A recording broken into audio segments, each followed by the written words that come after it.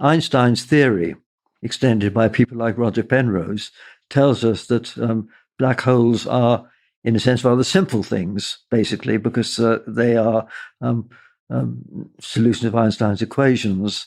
And the thing that was shown in the 1960s by Roger Penrose in particular, and by a few other people, was that a black hole, when it forms and settles down, is defined just by two quantities, its mass and its spin. So they're actually very standardized objects. It's amazing that objects as standardized as that can be so big and can lurk in the rest of the solar system. And so that's the situation for a ready formed black hole. But the way they form, obviously, is very messy and complicated. And one of the things that I've worked on a lot is what the phenomena are, which are best attributed to black holes and what may lead to them. One thing that only became understood really in the 1950s, I suppose, and beyond, was how stars evolve differently depending on how heavy they are. Yeah. The sun burns hydrogen to helium, and then when it's run out of that, it contracts to be a white dwarf. And we know how long that will take. It'll take about 10 billion years altogether for its lifetime. But big stars burn up their fuel more quickly and more interestingly, because when they've turned hydrogen to helium, they then get even hotter, so they can fuse helium into carbon and go up the periodic table. And then they eventually explode when they have an energy crisis, and they blow out that processed material, which, as a digression, is crucially important because all the atoms inside our bodies were synthesized inside a star that lived and died more than 5 billion years ago before our solar system formed. Mm-hmm. And so we each have inside us atoms made in thousands of different stars all over the Milky Way. And that's an amazing idea. And my predecessor, Fred Hoyle, in 1946, was the first person to suggest that idea. And that's been borne out. That's a wonderful idea. So that's how massive stars explode. And they leave behind something which is very exotic and of two kinds. One possibility is a neutron star, and these were first discovered in 1967, 68. These are stars a bit heavier than the sun, which are compressed to an amazing density. So the whole mass of more than the sun's mass is in something about 10 miles across. So they're extraordinarily dense, very exotic physics. And they've been studied in immense detail, and they've been real laboratories, because the good thing about astronomy, apart from exploring what's out there, is to use the fact that the cosmos has provided us with a lab with far more extreme conditions than we could ever simulate. And so we learn lots of basic physics from looking at these objects.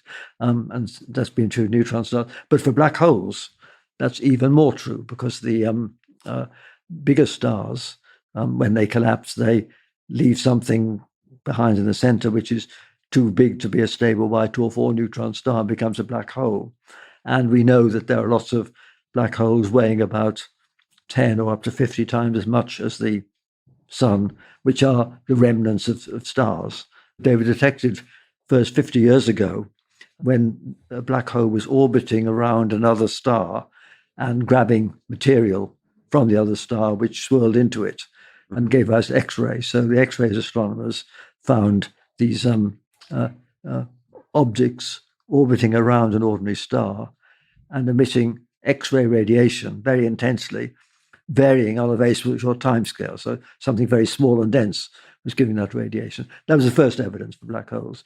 But then the other thing that happened was realizing that there was a different class of monster black holes in the centers of galaxies. And these are responsible for what's called quasars, which is when something in the center of a galaxy is grabbing some fuel and outshines all the 100 billion stars or so in the rest of the galaxy. How were quasars discovered? Well, they were discovered when astronomers found things that looked like stars and that they were small enough to be a point-like, and not resolved by a telescope, but outshone an entire galaxy. Yeah, and that's suspicious. Yes, but then they realized that what they were objects which we now know are black holes, and they were black holes were capturing gas, and that gas was getting very hot, but it was producing far more energy than all the stars added together, and it was the energy of the black hole that was lighting up all the gas in the galaxy. So you've got a spectrum of it there. So this was something which was realized from the 1970s onwards. And as you say, the other thing we've learned is that they often do produce these jets squirting out, which can be detected in all wave bands. Most galaxies have big black holes. They vary in size. The one in our galactic center. Do we know much about ours? We do, yes. We know it weighs about as much as 4 million suns, which is less than some, which are several billion in other galaxies. But we know that the one in our galactic center isn't very bright or conspicuous, and that's because not much is falling into it at the moment. If a black hole's isolated, then of course it doesn't radiate. It only all that radiates is gas swirling into it, which is very hot or has magnetic fields. It's only radiating the thing it's murdering or consuming, right, or however you put it. Yeah, that's right. And so it's thought that our galaxy may have been bright at some time in the past, but now, and that's when the black hole formed or grew. But now it's not capturing very much gas, and so it's rather faint and only detected indirectly and by fairly weak radio emission. And so I think the answer to your question is that we suspect that most galaxies have a black hole in them. So that means at some stage in their lives, or maybe one or more stages, they went through a phase of being like a quasar, where that black hole captured gas and became very, very bright. But for the rest of their lives, the black holes are fairly quiescent because there's not much gas falling into them.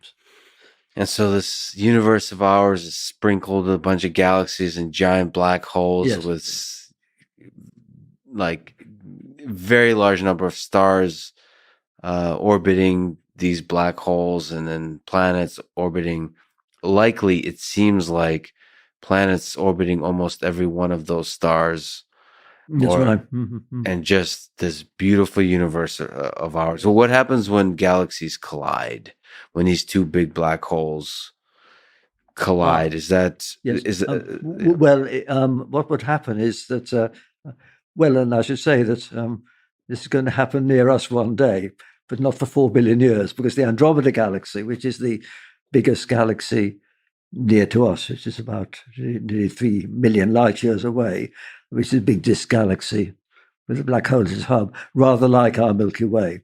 And that's in falling towards us because they're both in a common gravitational potential well. Mm-hmm. And that will collide with our galaxy in about 4 billion years. But it'll be less a collision and more of a dance, because it'll be like a swirling situation. Well, it's a swirling, but eventually there'll be a merger. They'll go through each other and then merge. In fact, there are nice movies to be made of this, computer simulations. Yes, and it'll go through. And then there's a black hole in the sense of Andromeda and our galaxy, and the black holes will settle towards the center. Yes. Then they will orbit around each other very fast, and then they will eventually merge, and that'll produce a big burst of gravitational waves.